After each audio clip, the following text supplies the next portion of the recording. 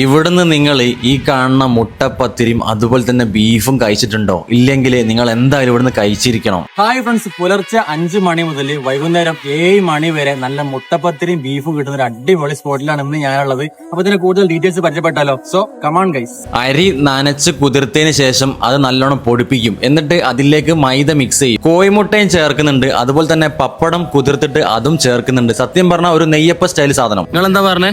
ഞങ്ങള് ചെറുപ്പത്തിൽ ഞങ്ങളെ വീടുകളിലല്ലേ ഇത് മുട്ടപ്പത്തിരി ഉണ്ടാക്കും, പൊതുവെ ഉണ്ടാക്കണാണ്. ഞങ്ങള് ചെറുപ്പത്തിൽ അവിടെ പോയിട്ട് വാങ്ങാം. അന്ന് ചെറിയ കാസുള്ളൂ മുട്ടപ്പത്തിരി. അങ്ങനെയാണ് ഞങ്ങൾ വീട്ടിൽ കൊണ്ടിട്ട് അതൊക്കെ കഴിക്കുക. അതിന് ശേഷം പ്രാബല്യത്തിൽ വന്നതാണ് ഈ കടകളിൽ ഇറച്ചി മുട്ടപ്പത്തിരി. അത് അടുത്ത കാലങ്ങളിൽ വന്നതാണ്. എന്താ അവിടെ സ്പെഷ്യൽ ഉള്ളത്? സ്പെഷ്യൽ ഇവിടെ പൊന്നാലിൽ മുട്ടപ്പത്തിരി തന്നെയാണ് അല്ലേ? ഇതാണ് മുട്ടപ്പത്തിരിയും ബീഫും ആണ്. അതിന് എത്ര ചാർജ് വരുന്നത്? 3 മുട്ടപ്പത്തിരി ഒരു ബീഫ് കറിയും കൂടി 110 110 നല്ല ചൂട് മുട്ടപ്പത്തിരി ഒരു പീസ് അങ്ങോട്ട് മുറിച്ചിട്ട് ഈ കാണുന്ന ബീഫിലേക്ക് നന്നായിട്ട് അങ്ങോട്ട് മിക്സ് ചെയ്തിട്ട് ഒരു പീസ് എടുത്ത് കഴിച്ചു നോക്കണം. എന്റെ മോനെ, അസാധ്യ സാധനം, കിടിലം ടേസ്റ്റ്. ഞാന് ഒരു യാത്ര കഴിഞ്ഞ് വരുന്നതിന്റെ ഇടയിലാണ് ഇവിടെ കയറിയതിട്ടോ. എന്റെ മോനെ, സാധനം കഴിച്ചു നോക്കിയപ്പോ വേറെ ലെവല്. ഒന്നും പറയാനില്ല, കിടുക്കാച്ച സാധനം. ഈ ഒരു സ്പോട്ടിൽ പോയി കഴിച്ചവരുണ്ടെങ്കിൽ എന്തായാലും എന്റെ വീടിനതായി കമന്റ് ചെയ്യാൻ മറക്കരുത്. ഇനി പോവാത്തവരുണ്ടെങ്കിൽ എന്തായാലും പോയി ട്രൈ ചെയ്തൊക്കെ ഫീഡ്ബാക്ക് അറിയിക്കുക. ഒപ്പം തന്നെ വീഡിയോ സേവ് ആക്കാനും ഫോളോ ആക്കാനും മറക്കണ്ട.